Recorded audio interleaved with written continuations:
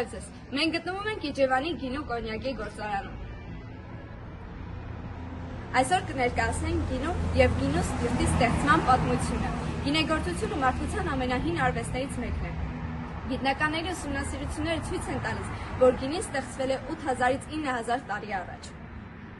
Գինու արտադրությունը սկսվում է խաղողից։ Հայաստանը հայտնի է իր խաղողի բազմազան տեսակներով։ Հայկական լեռնաշխարհը համարվում է աշխարհի ամենահին գինեգործական կենտրոններից մեկը։ Մեր երկրում հայտնաբերվել են գինեգործական ամենահին կենտրոններից մեկը և հազարավոր տարիների հնություն ունեցող գինու անոթներ։ Խաղողի մեջ պարունակվում է շաքար, որը ժամանակի ընթացքում վերածվում է սպիրտի։ Այս ամենը տեղի է ունենում բնական խմորիչների միջոցով։ Դեռի ժամանակում մարդիկ նկատել են, որ խաղողի հյութը երկար ժամանակ մնալուց հետո վերածվում է յուրահատուկ խմիչքի։ Այստեղից է գալիս է գինու պատմությունը, որը ժամանակի ընթացքում դառնում է մարդկության տնտեսության, մշակույթի և նաև կրոնի մի մասը։ Հնագույն ժամանակներում մարդիկ խաղողը տեսնում են ձեռքով կամ քարն ամրոցներով, իսկ այսօր գործարաններում օգտագործում են ժամանակակից սարքավորումներ, որոնք ապահովում են բարձր որակ։ Խաղողը պարունակում է բնական շաքարներ, իսկ նրա մակերեսին ապրում են մանր միկրոօրգանիզմներ և խմորիչներ, որոնք փակ պայմաններում խաղողին տալիս են իր յուրահատուկ համը։ Այդ գործընթացը կարող է տևել մի քանի օրից մինչև մի քանի շաբաթ, այդ պայմաններում է նաև առաջանում է ածխաթթու գաթ և գինուն տալիս է իր յուրահատուկ համը։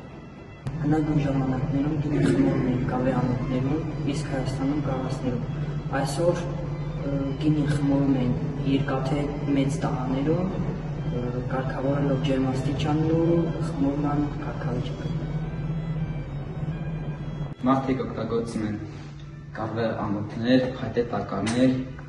Գինին օգտագործվում էր ոչ միայն որպես խմիչք, այն օգտագործվում էր բժշկության, կրոնական ծեսերի և առևտրի մեջ։ Հին Եգիպտոսում և Հունաստանում բժիշկները այն օգտագործում են որպես դեղամիջոց, իսկ Հիպոկրատը գրել է դրա կարևոր հատկությունների մասին։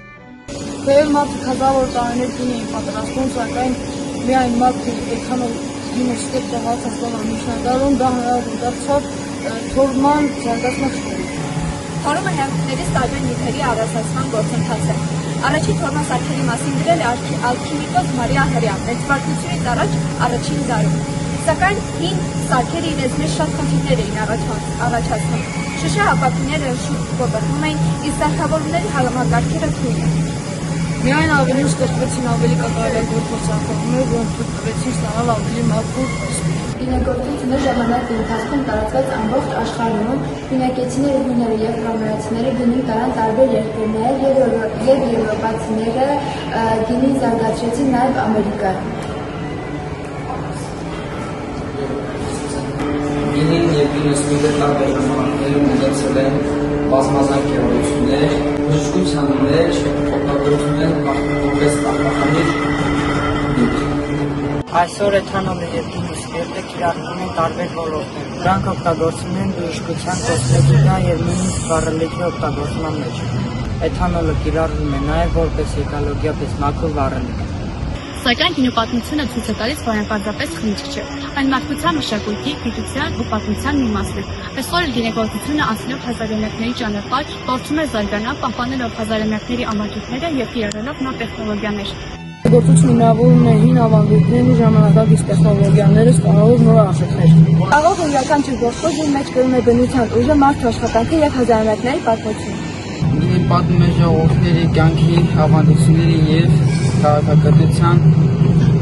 զարգացման մասին։ Գինու պատմությունը սկսվում է խաղողի այգիներից և հասնում մինչև գիտության ու արվեստի աշխարհ։ Գինու յուրաքանչյուր կաթիլ իր մեջ պահպանում է բնության ժամանակի և մարդու համատեղ աշխատանքի արդյունք։ Գինեգործությունը մարդկության ամենահին արվեստներից մեկն է, որը մինչ այսօր ապրում է մեր մշակույթի մեջ։